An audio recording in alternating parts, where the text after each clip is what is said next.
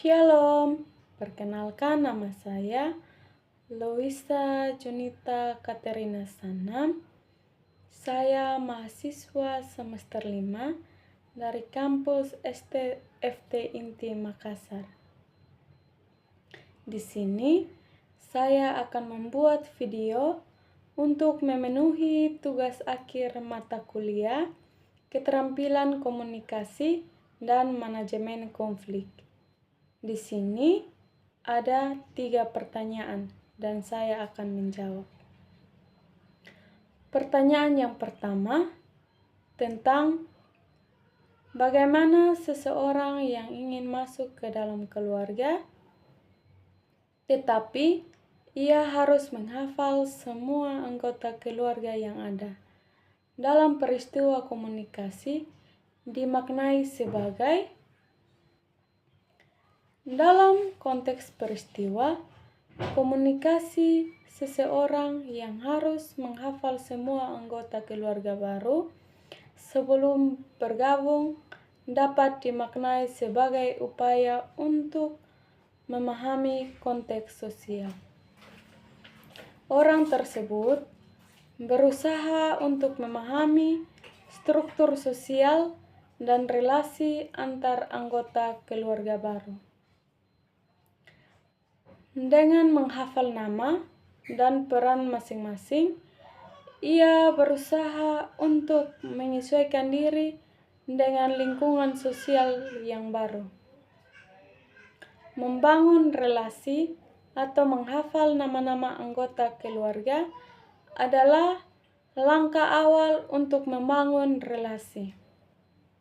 Dengan mengetahui nama seseorang, kita cenderung merasa lebih dihargai dan hubungan pun bisa lebih dekat. Mengurangi hambatan komunikasi.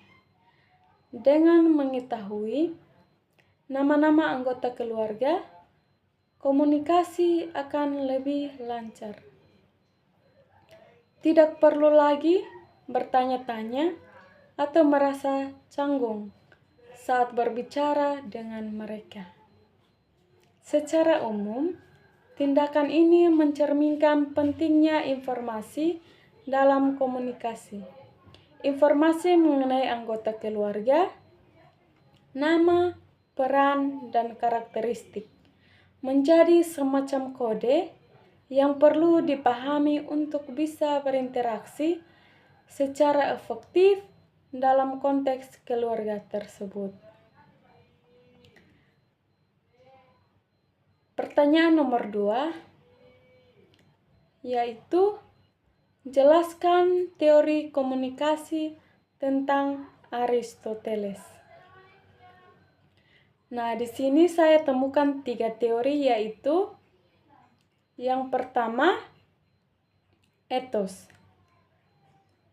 Etos merupakan salah satu komponen dalam suatu opini yang bertujuan untuk menegakkan suatu kepercayaan pada pendengar terhadap kemampuan si pembicara. Hal ini dapat dilihat dari suatu otoritas atau rasa suka si pendengar pada si pembicara. Sehingga dapat dikatakan bahwa pengetahuan, etika, dan sifat komunikator harus meyakinkan. Ada 3 kategori etos yang diantaranya adalah sebagai berikut. Yang pertama, pronesis, atau biasa disebut sebagai kemampuan dan kebijaksanaan pada si pembicara. Hal ini dapat dilihat dari kecerdasan seorang pembicara. Yang kedua, rate, atau biasa disebut kebaikan dan kehebatan pada si pembicara. Hal ini dapat dilihat dari kredibilitas dan reputasi seorang pembicara. Yang ketiga,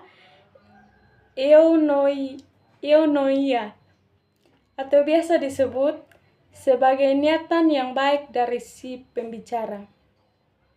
Hal ini dapat dilihat dari tujuan seorang pembicara ketika menyampaikan pesan. Yang kedua, logos. Logos merupakan isi dari opini yang disampaikan. Isi dari opini haruslah menarik dan berdasarkan logika juga secara real, agar dapat diterima oleh pendengar dan tidak terkesan dibuat-buat. Data dari opini tersebut haruslah akurat dengan bukti yang otentik. Isi opini yang mendalam dan mudah dipahami akan meningkatkan etos dari si komunikator. Adapun beberapa hal yang dapat mengantar logos menjadi menarik di antaranya. Yang pertama, struktur bahasa yang rasional dan proporsional, sehingga pesan dapat ditangkap dengan jelas oleh komunikan. Yang kedua, kejelasan dari beberapa bukti pada suatu opini. Yang ketiga, persiapan sebelum menyampaikan pesan atau opini. Kita akan masuk di yang ketiga, patos. Patos merupakan sesuatu yang dijadikan sebagai daya tarik dari seorang komunikator.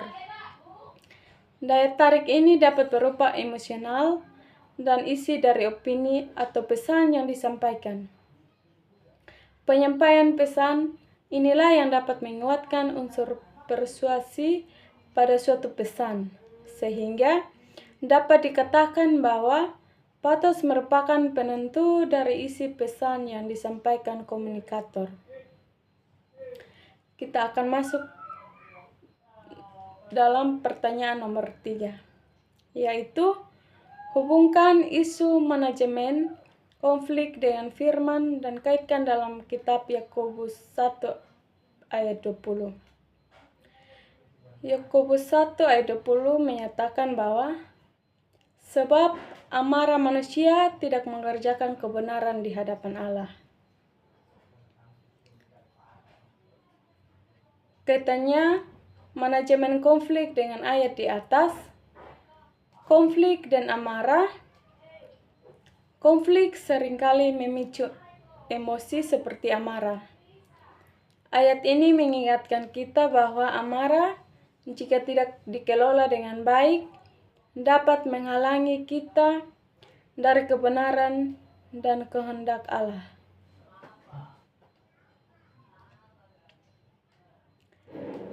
Kebenaran dan keadilan. Ketika kita marah dalam konflik, kita cenderung bertindak impulsif dan tidak rasional. Hal ini dapat mengaburkan pandangan kita terhadap kebenaran dan keadilan.